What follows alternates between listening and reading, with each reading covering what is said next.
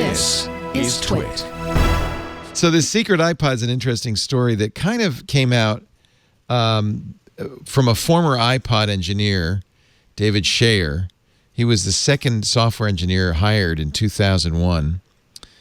And he no longer works for Apple, but he posted on Tidbits a post saying, you know, a funny thing happened to me back in 2005. The director of iPod software, my boss's boss, without knocking, walked in, closed the door behind me. He said, I have a special assignment for you. Your boss doesn't know about it. You're going to help two engineers from the Department of Energy build a special iPod.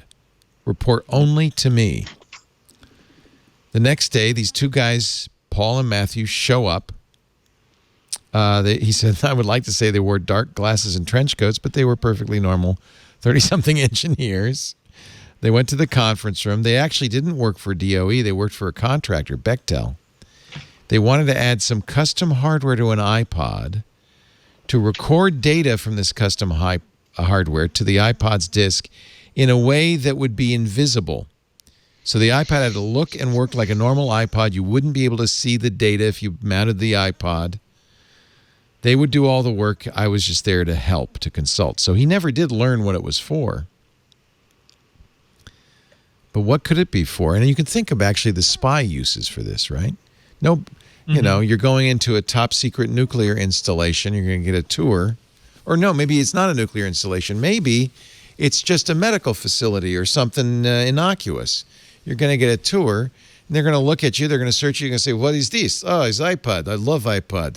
Britney Spears, America, great country. And you put it back in your pocket. Say, yeah, maybe they're really careful, and they plug it in and play something. Let me listen. Oh, I love Britney Spears. No problem. Put it back in. And it turns out it's, he suspected maybe a Geiger counter. Yeah. We'll never know because there's no record of this. It's all been wiped out. It happened and no one knows. So you're right. I we bet have this our own happens a lot. conspiracy theories. Yeah, it probably happens a lot. Yeah. You don't have to be a right-winger to have a conspiracy theory.